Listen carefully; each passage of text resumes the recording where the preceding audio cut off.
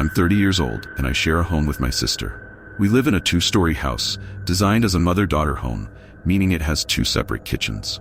My sister occupies the downstairs, and I stay upstairs. My sister isn't home that often because she usually stays over with her boyfriend, who lives about 20 miles away. As I mentioned, I'm 30, so I shouldn't let being home alone make me feel uneasy. But admittedly, sometimes it does. This all happened one night when I was alone in my living room, watching a scary movie. My section of the house has an open layout, so the living room, dining area, and kitchen are all connected as one large space.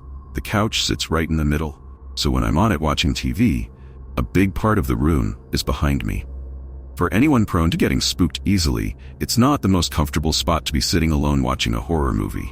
I'll admit, as I sat in the dark room with only the light from the TV pushing back the shadows, I kept glancing over my shoulder more than once. I like to think I'm not the only 30-year-old man who does this.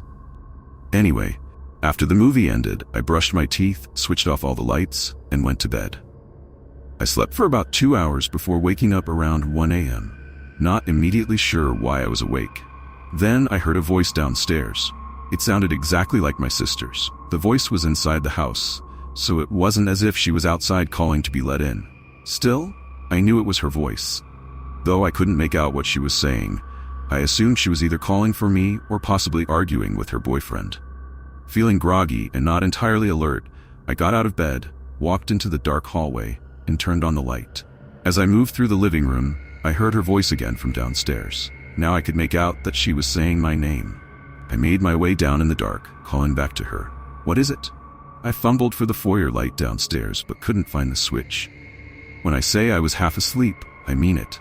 I walked down the short hallway toward her kitchen, found a light switch, and turned it on. The dim light slowly brightened, illuminating her little apartment, including her living room. I saw that nobody was there, not her or her boyfriend. I checked her bedroom, but it was empty. I called her name loudly once, but got no answer. Right after I shouted, I heard something drop to the floor in her bedroom. The very room I had just confirmed was empty. I bolted back upstairs like a kid and locked myself in my room with my phone. I tried calling her a few times, but she didn't answer. I lay there, wondering if I'd just imagined it all. I eventually fell asleep, and when I woke up in the morning, I saw texts from her asking why I'd called at 1 a.m. I asked if she'd come home last night, and she told me no. She'd been at her boyfriend's place. I went down to her bedroom to check for anything that might have fallen, but there wasn't a single object on the floor that could have made that noise. I'm inclined to believe I imagined everything I heard that night, though that's what I want to believe, because the alternative is much scarier. I've never had any hallucinations or sleep issues, so hearing her voice so vividly and the sound from her room really unnerved me.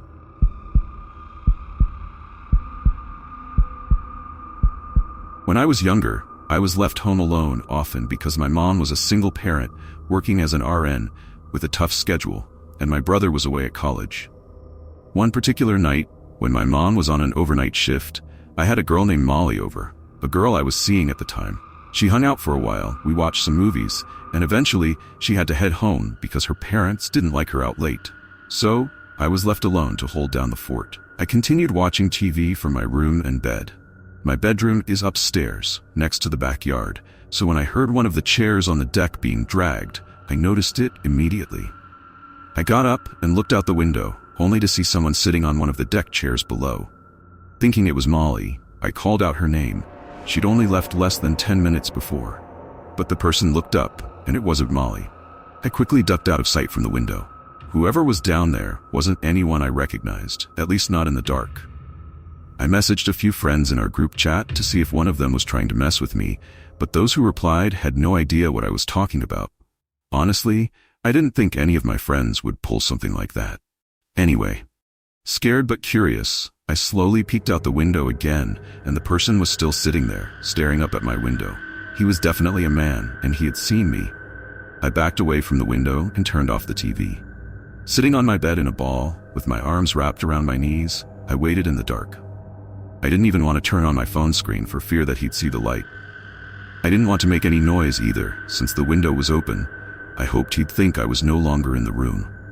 I sat there for what felt like an eternity, though it was probably about 5 minutes. I doubted he'd still be there. Gathering my courage, I got up and looked out the window once more. My heart sank as I saw him still sitting there, staring up at me. Instead of hiding again, I decided to be brave and called down to him, asking, "What do you want?" That's when I noticed his shoulders start moving up and down, like he was laughing hysterically, though there was no sound at first. Then, a faint whistling came from him, as though he was laughing so hard he was wheezing. I asked him to please go away, then moved away from the window again and went back to my bed. I was scared to call the police for some reason. I left my room and sat at the top of the stairs, listening. Then I heard the back door being pushed. He was trying to get in. I ran back to my room to hide again. I was only 14, and I had no idea what else to do. Soon after, I heard the doorknob on the front door being jiggled, and he was trying to push his way in there too. Thankfully, he gave up quickly. I closed my bedroom window and pulled the curtains. If the doors hadn't been locked, things could have turned out very badly. At 14, I was skinny and weak, definitely not a fighter. I stayed in my room for the rest of the night until my mom returned around 9 in the morning. When I told her what had happened, she was angry at me for not calling 911. And looking back, that was a huge mistake on my part. This was one of those young, foolish decisions I made that I question to this day.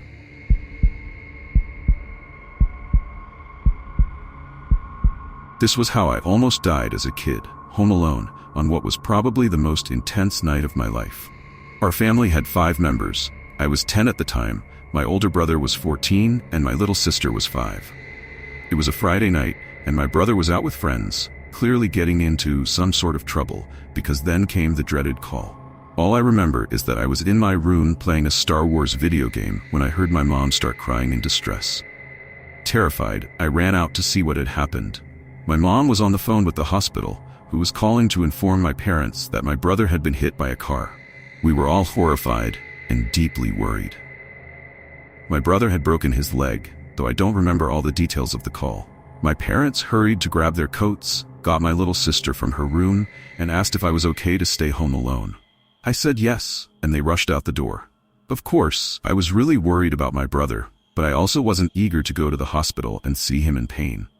I don't think my parents wanted me or my sister to go to the hospital either, but they also didn't want to leave my 5-year-old sister alone at home. It's worth mentioning that my brother eventually recovered fully, and his injury doesn't play a role in the rest of the story. It's just why I ended up alone that Friday night. Before my dad left, he tried to calm my mom down, reassuring her that my brother would be okay. Seeing my dad so composed put me at ease, and I figured my mom was just reacting the way any mom would in that situation. I played the Star Wars game for another hour or 2 before hearing the front door open. I had my bedroom door shut, and since it was well past midnight and my bedtime, I turned off the TV and PlayStation and got into bed with my Game Boy. I tried listening for my parents' voices, hoping to catch if my brother was with them or just to hear what they were saying, but I didn't hear anything. After a few minutes of silence and no footsteps on the stairs, I started to feel uneasy. I walked over to my door, cracked it open, and then quietly approached the banister overlooking the living room. The lights were off, but I could make out 3 tall figures standing in the living room. None of them were my family members. Fear gripped me so tightly that I froze before I managed to tiptoe back into my room and quietly shut the door. But even though I tried to be silent, I knew the sound wasn't quiet enough. They must have heard the click. My heart pounding, I opened my closet door, stepped inside, and closed it as softly as I could. I crouched behind boxes and bags stuffed in the closet, feeling fairly well hidden. I held my breath in fear as I anticipated hearing my bedroom door open, and eventually it did. In that moment, I was sure I was about to die. I heard footsteps entering the room. I couldn't tell if there was 1 person or 2, but I heard them moving towards my bed. I heard my covers being disturbed, then silence. Then more footsteps moved toward the closet door, and there was another pause. Then the closet door opened. My heart was pounding so hard I thought it might give me away. I stayed as still and quiet as possible, barely even breathing. The door remained open for what felt like forever, probably about 20 seconds, while I sat there, still and hidden, not daring to look up. Finally, the door closed again and the footsteps receded from my room.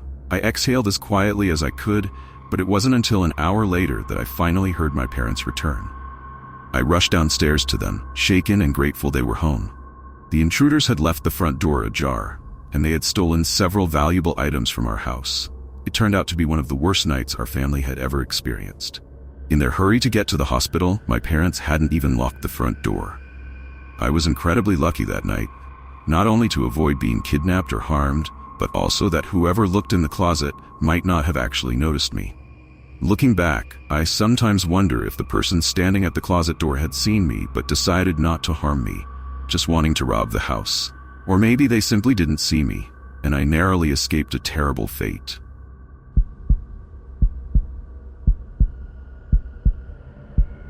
I was home alone for an entire week when I was still a teenager. This was unusual, as my parents didn't go out much. My mom's wealthy friend Patty had invited them on a fully paid trip. Being an only child, I had the house to myself. We lived in Newark, Ohio, in Licking County. Yes, that's really what it was called. Our house was on a quiet road with woods behind it, where only a few cars would pass by each day. We had a large backyard with a big deck overlooking the woods, a small fish pond, and even an above-ground pool. It was a Thursday night. I remember because I talked with friends earlier about plans for the weekend. This was in July 2013, and I was out on the deck, listening to music on my speaker while smoking weed. That was when things started getting really strange. I thought I heard a voice coming from the woods, so I turned down the music, but when it didn't repeat, I just turned it back up. Then, as the music got louder again, I distinctly heard a voice, a male voice, calling out from the woods. "Hey, over here." I turned off the music completely and listened closely. The voice came again, and now I was sure I wasn't imagining things. It was definitely a man, not too far into the woods, maybe 20 or 30 yards away. I didn't think he was calling out to me. I figured it was probably just some kids playing around. Then I heard him yell again, "Hey, over here, we need help." This time I realized the voice was too deep to be a kid, and that phrase, "we need help," definitely made me uneasy. I started to question if these shouts were actually directed at me. The voice called out once more, "Straight in front of you, please come help us." It was now coming from directly in front of me, in the woods. At that point I couldn't ignore it. I hesitantly called back, "Who is that?" And he responded, "We just need help. We're stuck in the woods." I shouted back, "What does that mean?" But he only repeated, "Just please come help, straight in front of you." I got up, stepped off the deck, and started walking toward the woods. I called out, "I'm coming, where are you?" And he replied immediately, "Right in front of you, I see you."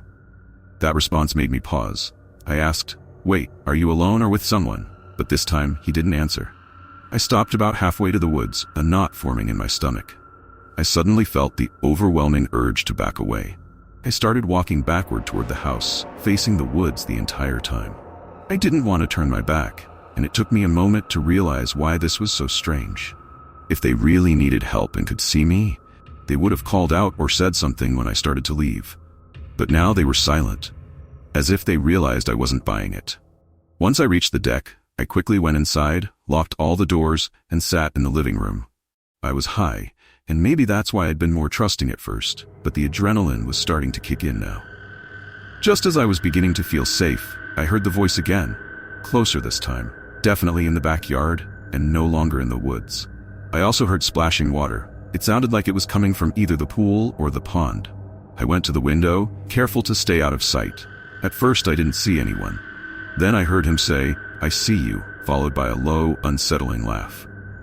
I scanned the backyard and finally spotted him. He was partially hidden behind the pool, just his head visible, with dark, medium-length hair. It was too dim to make out much else, but I could see him watching me. I quickly closed the blinds and tried to ignore it, hoping he'd lose interest if he realized I wasn't reacting. He was probably just some deranged person trying to get a rise out of me. But then, suddenly, there was a loud, aggressive banging on the window right where I'd closed the blinds, and he was screaming, "Help!"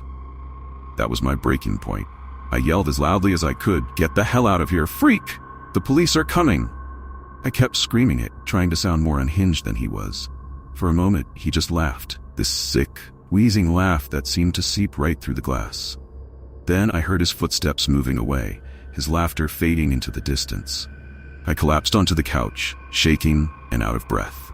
I sat there for a long while, my heart racing, listening intently for any sign he might come back.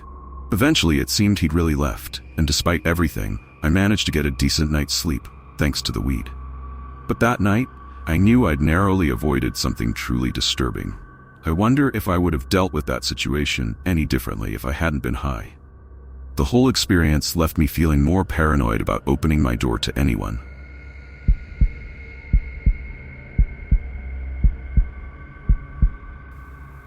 I'm 23 years old and still live at home with my parents. One day, they were both out, and I was outside, playing basketball in the front yard. At one point while I was playing, I looked up at one of our upstairs windows and saw a woman standing there. She wasn't my mom, and she wasn't my sister. It was a total stranger. When she noticed me looking, she moved away from the window. I ran inside and went upstairs to check the lounge room, but she wasn't anywhere in sight. I checked every single room I could find, every bedroom, bathroom, and closet. Then I searched the downstairs rooms, living room, kitchen, dining area, a bedroom, and even more closets. Finally, I checked the basement, though I doubted she would be down there. It's a small space with a couple of couches, a bar, and 2 closets. There weren't many places for someone to hide, but when I opened the second closet door, I was scared out of my mind, not knowing where else someone could be hiding in the house. This was the last unchecked place I could think of. I yanked the door open as quickly as ripping off a Band-Aid. Like the closet before, I threw myself into it just in case she was there, hoping to get the jump on her. But all I ran into were coats and coat hangers. I was so confused. I didn't want to question my sanity, though. I know I saw that woman, and it wasn't the kind of thing you could just imagine so vividly. I went back to the middle floor and shouted as loud as I could that whoever was in the house needed to get the F out. I actually screamed so loudly that my next-door neighbor came over and asked if I was okay. I told him I had just seen a woman at the upstairs window, watching me play basketball. He came in to help me search again. When we couldn't find her, I figured she must have slipped out the back door, which I had unlocked earlier to grab the basketball from the yard. So my neighbor left. I locked all the doors, called my parents to tell them the crazy story, and they weren't thrilled, but asked me to check if anything was stolen. I did, and luckily, it seemed like everything valuable was still there. Fast forward to that night. I checked the house one more time for peace of mind before going to bed. It was hard to fall asleep, with my mind racing for obvious reasons. Not many people can relate to seeing a stranger inside their home at the window, but that restlessness worked in my favor in this situation. I was finally starting to drift off when I heard sounds on the other side of me. With the fan running above me, the room wasn't completely silent, so I didn't turn immediately. But then the noise became human-like. I turned to my other side, and there she was, crawling out from under my bed. She stood up, towering above me, and I screamed louder than I had before. I jumped out of bed, tackled her to the floor, and held her by the throat, demanding to know who she was. My doorbell rang, my neighbor again. I picked up the tall, dirty-looking woman from the floor and dragged her to the front door with me, even as she scratched and struggled against me. I still have 2 scars on my right arm from her nails. I opened the door, and my neighbor came in and helped me restrain her. That's when I called the police. The whole time we waited for them, she was screaming, cursing at both of us, and even threatening us. The best way to put it, she looked and acted like a meth head going through some kind of withdrawal. When the police arrived, one of the officers recognized her immediately. They had dealt with her before. Her name, fittingly, was Karen. Watching her being put into the back of the police car was satisfying. I thanked my neighbor for coming over so quickly to help, and that night, my mind kept racing. But instead of being completely freaked out, which I still was a little, I felt this odd sense of satisfaction. And I'm not sure I could explain why.